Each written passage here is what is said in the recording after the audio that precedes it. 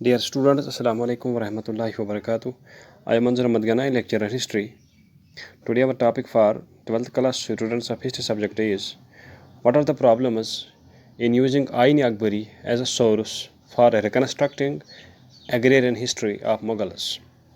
Dear students, in this question we have to discuss and explain the problems which historians face while trying to know about the agricultural system of Mughals from Ain-i-Akbari, an important book written about the agricultural system and administrative system of Akbar.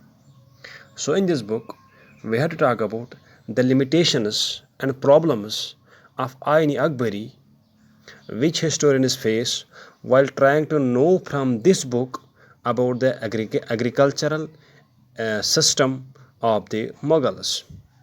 Dear students, Ain-i-Akbari, as you know, is one of the most important books about the agrarian and administrative structure of Akbar.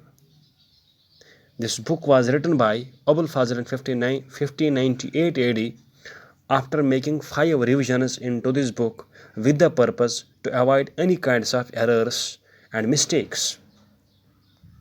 Abul Fazl is believed to have collected and compiled all his information with an extra caution to minimize the chances of errors in this book. However, many historians have found some important limitations and problems in Ain-i-Akbari which we can discuss as under. Number 1. Historians have detected many errors in totaling in Ain-i-Akbari. In totaling means that when historians try to know about the revenue details and tax details of different areas during the Mughal Empire, and when they study for this purpose, when they study Ain-i-Akbari, and when they collect various revenue details from various areas, and when they sum up these revenue items or tax items, the total which comes there does not match with the total which is written in Ain-i-Akbari. कहने का मतलब है जब historian मुख्तलिफ revenue items को जांचने की कोशिश करते हैं कि फलां किस किस इलाके से कितना रेवेन्यू आया था और उसका टोटल क्या बनता है, टैक्स कितना आया था, जब इसको टोटल करते हैं वो तो जो टोटल आता है वो टोटल कुछ मुख्तलिफ आता है और जो Ain-i-Akbari में लिखा वो गलत लिखा है. That's what we say, there are errors in totaling. So the first important errors that historians have detected is that there are many errors in totaling various tax and revenue items in Ain-i-Akbari. However, it is believed that these errors were perhaps not committed by Abul Fazl. These errors were made by the assistants and clerks of Abul Fazl who helped him in compiling and preparing the final draft of this book. But the errors are there. Number 1. Number 2, dear students, the data about the revenue system of various provinces is not uniformly available in this book. There were 12 provinces prevailing at the time of this Akbar, and it is believed that the revenue statistics of various provinces is not uniformly available. For example, the detailed information about the caste composition of zamindars of various provinces is available. Means that caste composition means that the caste and background of zamindars of various zamindars is available. What is the background of a particular zamindar? To what caste he belongs? From which area he comes? All the details are mentioned in Ain-i-Akbari. That's what we call the caste compositions of zamindars of various provinces are available in the Ain-i-Akbari. But the same data is not available about important provinces of Bengal and Orissa.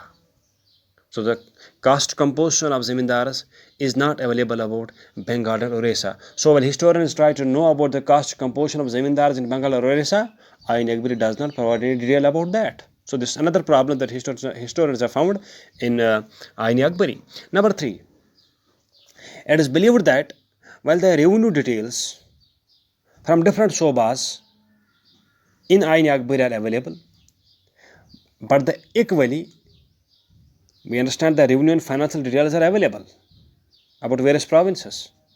But the equally important parameters and standards, such as prices of various items prevailing in different provinces and wages given to the laborers working in government establishments. So the prices and wages are not well documented, are not well written in an organized shape and organized form. So while trying to know about the prices and wages from Ain Akbari, a historian faces problems, as the price and wage lists in the book are not well documented, are not well shaped, are not systematically maintained. Number 4.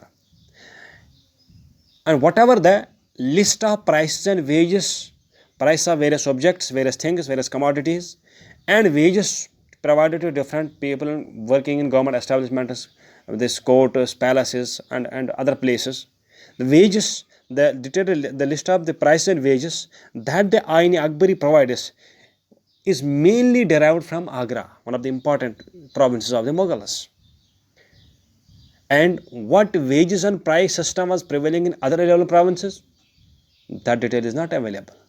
So historians, when try to know about the price and wage details about other provinces, other 11 provinces, that data is not available because the price and wage list available in the Ain Akbari was only relevant in Agra. It is believed that other 11 provinces did not follow this price and wage system. That's why this perhaps was not available about this wage and price system was not available about other provinces. So this is one more problem. Now historians try to overcome this problem. What they are trying to do, the historians use, number 1, historians use all relevant regional documents they found in Gujarat, Bengal, Orissa, Rajasthan, etc. in 17th and 18th centuries in the time of Mughals. What does it mean? That during the time of Mughals, there were some local historians as well, local writers as well, local record keepers as well in different areas of India who were locally maintaining their revenue records and other things. And when historians are trying to know those revenue aspects of different provinces which are not available in Ain Akbari, what they are doing, they are using their local resources, local documents, local books written by local writers and historians about those areas while trying to know about these economic details. Also, number 2, these historians are also using the documents and the diaries of the officers and the people, traders of East India Company, which throw light on the agricultural system of Mughals. Europe, as you know that Europeans had come to India in the beginning of the 16th century, and they as traders, and during the time of Akbar they were as traders in India, and while working as traders they wrote different things about the agricultural system of the Mughals, and these whatever they wrote is available in the form of documents and diaries, and historians also use these documents and diaries of these European traders to overcome the limitations and problems that they face in Ain Akbari while trying to know about the economic history of the Mughals. Thank you.